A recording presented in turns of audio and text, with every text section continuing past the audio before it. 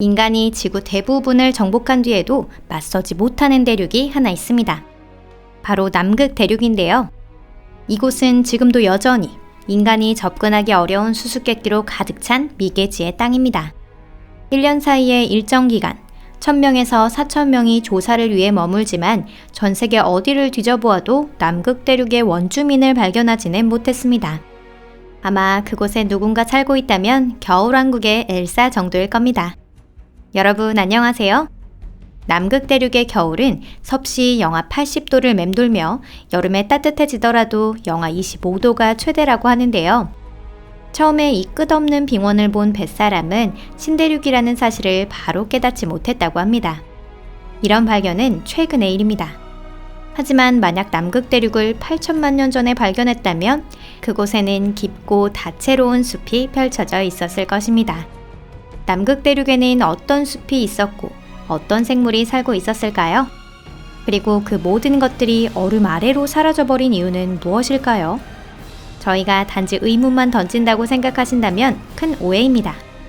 이곳은 토픽, 어떤 의문도 모두 명확하게 풀어가죠.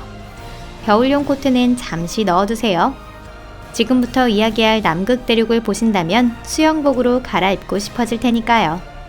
그럼 바로 시작해보도록 하겠습니다.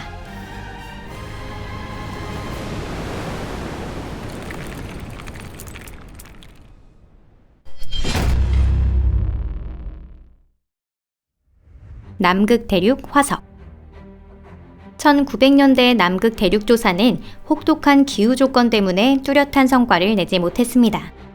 그보다 더 옛날에는 5번째 대륙이 존재하지 않고 남극 화산선 부근의 바다가 얼어있다고 생각하던 시절도 있었습니다. 하지만 이는 잘못되었다는 사실이 곧 밝혀졌죠. 1892년 노르웨이의 칼 안톤 라센의 원정을 통해 고생물학상 큰 업적을 남길 만한 발견을 한 것입니다. 원정의 본래 목적은 학술 조사가 아닌 순수한 영리 목적, 즉 남극 포경의 상업적인 가능성을 확인하기 위함이었는데요. 대륙 부근의 작은 시모어 섬에 아주 오래전 멸종한 식물의 화석을 발견했을 때 원정대는 UFO를 만난 기분이 아니었을까요? 약 10년 후 라센은 화석 조사를 위해 스웨덴 탐험대에 참가하여 남극으로 향했습니다. 그때의 모험담이 헐리우드 영화가 되지 않았다는 것이 놀라울 정도예요.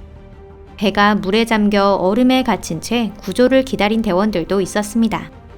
하지만 이 모든 과정들 덕분에 연구자들에게는 매우 귀중한 지질 표본이 전해질 수 있었습니다.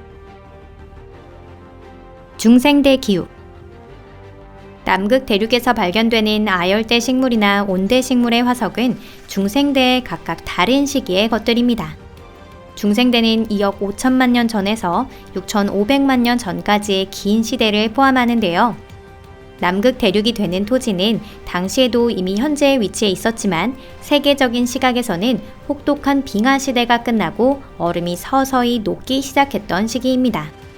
이후 지구는 길고 온난한 기후의 시대를 맞이하게 되죠. 대기 중의 이산화탄소의 농도는 현재의 약 3배로 아주 높았습니다. 물론 당시 극지방에도 얼음이 없었기 때문에 해수면도 지금보다 훨씬 높았죠. 그리고 또 한 가지 중요한 점이 있는데요. 그 시대는 일반적으로 생각하는 극한의 빙하기와 달리 위도에 따른 기후 차이가 그리 크지 않았습니다. 남극 점일지라도 적도 바로 아래보다 약간 온도가 낮은 정도였죠. 남극 대륙이 시끌벅적한 숲이었던 시절, 세계는 이런 독특한 형상을 띠고 있었습니다. 남극 대륙의 식물상과 동물상 1억 8천만 년에 가까운 중생대를 거치는 동안 남극 대륙은 여러 차례 모습을 바꿨습니다. 그곳에는 다양한 종류의 식물이 자라났으며 여러 종류의 동물들이 거주하고 있었어요. 남극 대륙의 환경은 시대에 따라 변해갔습니다. 중생대 첫 번째 시대는 바로 트라이아스기인데요. 트라이아스기 초기에는 강렬한 태양광선으로 육지의 사막화가 진행되고 있을 때였습니다. 이는 남극 대륙에도 영향을 미쳤는데요. 하지만 다른 곳보다 기온이 조금 낮았던 덕분에 동식물이 잘 자랄 수 있는 피서지 같은 곳이 되기도 했습니다. 당시 그곳에는 소철이나 속새, 양치식물, 균류 등이 자라고 있었습니다. 그 외 고유종 식물도 자랐는데요. 파인애플을 닮은 안타르티시커스라고 하는 식물 등이 이에 해당합니다. 이 시대에 숲을 활보하고 다닌 것은 단국류 동물들이었습니다. 다른 대륙에서는 살기가 어려웠던 단국류의 종은 그 수가 아주 적었는데요. 이곳은 그런 그들에게 훌륭한 피난처가 되어주었죠. 단국류는 포유류와 파충류의 중간에 있는 것 같은 신기한 동물입니다. 그리고 사실 우리의 먼 친척이기도 하죠. 판부이지아 안타르티카라는 이름을 가진 이런 생물도 있었습니다. 크기는 고양이 정도로 얼굴도 귀여운 편이에요. 애완동물로 삼아도 나쁘지 않을 정도죠. 트라이아스기 다음은 쥐라기입니다. 여러분도 잘 아시듯이 공룡의 전성기이죠. 이 시대엔 태양이 더 이상 활활 타오르지 않아서 훨씬 더 지낼 만한 온도가 되었습니다. 덕분에 밀림이 대륙 전체를 뒤덮게 되죠. 이는 앞시대의 열대우림이 아닌 세쿼이아와 같은 침엽수와 은행나무 숲을 말합니다. 이곳에서는 남극의 무서운 도마뱀들이 활보하고 다녔어요. 그 중에서도 가장 흥미로운 존재는 글라키알리사우루스와 크리올로포사우루스입니다. 글라키알리사우루스는 얼음 도마뱀, 크리올로포사우루스는 벼슬 가진 얼음 도마뱀을 뜻합니다. 남극의 공룡에게 딱 어울리는 이름이네요. 글라키알리사우루스는 초식 공룡들의 수장과도 같은 존재였는데요. 몸 길이는 약 6에서 7m로 몸무게는 약 4에서 6톤이라고 합니다. 공룡치고는 작지만 싱싱한 잎사귀에 목이 닿을 수 있도록 뒷다리로 잠시 설 수는 있었답니다. 크리올로포사우루스는 그보다 더 커서 몸 길이가 8m가 되는 것도 있었는데요. 당시 남극 대륙에서 가장 큰 포식자였던 것으로 추정됩니다. 게다가 락에 심취했던 것 같아요. 머리에는 뼈의 일부이기도 한 변 모양이 장식되어 있습니다. 꼭 모이칸 머리 같죠? 엘비스 프레슬리의 이름을 따와 엘비사우루스라고 부르는 사람도 있을 정도예요. 크리올로포사우루스는 어떤 곡을 가장 좋아했을까요? 다음으로 드디어 중생대의 마지막 시기인 백악기를 맞이합니다. 남극 대륙의 경우 쾌적하고 따뜻한 기후가 계속되고 있었습니다. 기온은 1년 내내 섭씨 약 15도로 하절기에는 21도 정도까지 올랐습니다. 대륙에서는 침엽수와 양치나무 숲에 세계 최초로 꽃이 피었죠. 특별한 날 소중한 상대에게 줄 만한 멋진 선물이 생긴 것입니다.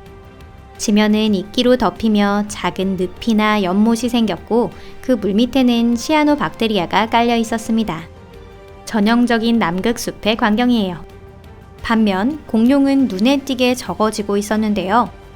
백악기의 남극 대륙에서 살았던 것은 수각류에 속하는 작은 공룡과 여러 초식 공룡 뿐이었으니까요.